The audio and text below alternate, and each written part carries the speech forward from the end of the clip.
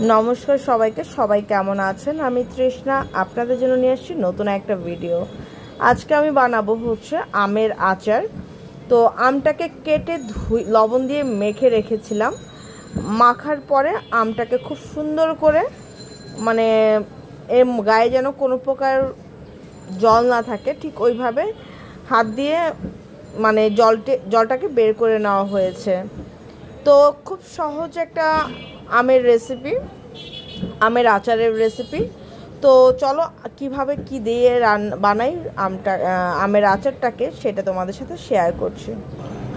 তো মশলাটা করার জন্য দেখো আমি এখানে কিছুটা আদা দিয়েছি, এরপর দিয়ে দেব 2টা রসুন,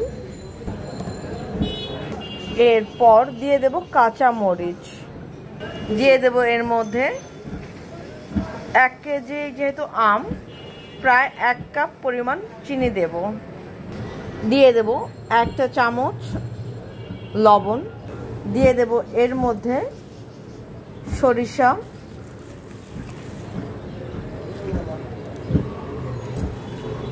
2 চা চামচের মতন আমি সরিষা দিলাম।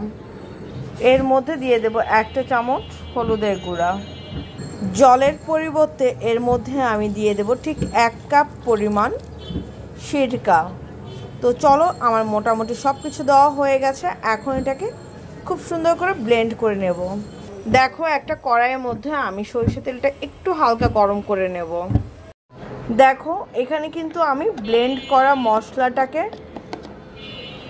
সুন্দর করে মিক্সড করে নিয়েছি। যে কড়াইটার মধ্যে আমি সরিষার তেল গরম করেছি, ঠিক ওই কড়াইয়ের মধ্যে আমি এই মশলাটাকে দিয়ে দেব।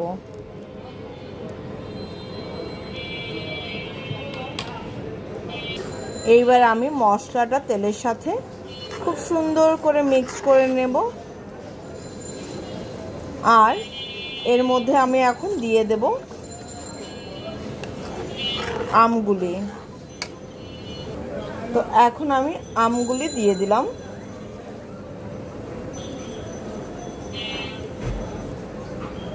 দিয়ে দেওয়ার পর মিক্সড করে দেব মশলাগুলোর সাথে। এভাবে বেশ কিছুটা দিয়ে একটু মিক্সড করে দিয়ে নেবে, তারপর বাকি আমগুলো দিয়ে দেবে। এই এখন আমি বাকি আমগুলো দিয়ে দিলাম। তো চলো এইবার সবগুলো আম মশলাটার সাথে সুন্দর করে মিক্সড করে নেই। তো চলো আগে এটাকে সুন্দর করে আগে একটু মিক্সড করি, তারপর তোমাদের সাথে শেয়ার করছি। দেখো খুব সুন্দর করে মিক্সড করে নিয়েছে আমটাকে।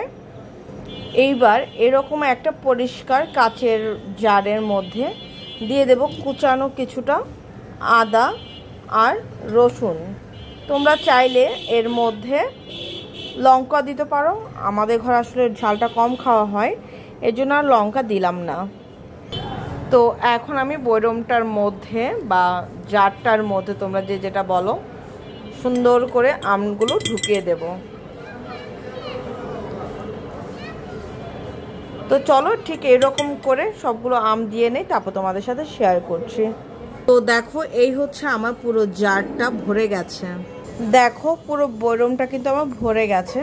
এর মধ্যে আমি সামান্য পরিমাণে আরেকটু সরিষা তেল দেব। যত সরিষা তেল দিবে জিনিসটা তত ভালো হবে, ঠিক আছে? তো এর মধ্যে আমি আর কিছু করব না, আমি এখন এটাকে ঢাকনা দিয়ে রেখে দেব। দেখো জিনিসটাকে আমি এমনভাবে বন্ধ করেছি যেন এর মধ্যে কোনো প্রকার বাতাস না যেতে পারে। আর এটা কিন্তু মুখটা আমি মানে জারের যে মুখ, আমরা তো মুখই বলি, তোমরা কি বলো আমি জানি না, এটাকে 7 দিন আগে কিন্তু খোলা হবে না, ঠিক আছে? 7 দিন পরে এটাকে খুলবে। আর মাঝে মাঝে যদি পারো তাহলে রোদে দিতে পারো, না দিতে চাইলে নাও দিতে পারো, তোমাদের ইচ্ছা, ঠিক আছে? তো কারা কারা বানাবে আমার মতন করে একবার করে হলে জানিও, কেমন লাগলো খাওয়ার পর সেটাও আমাকে জানিও।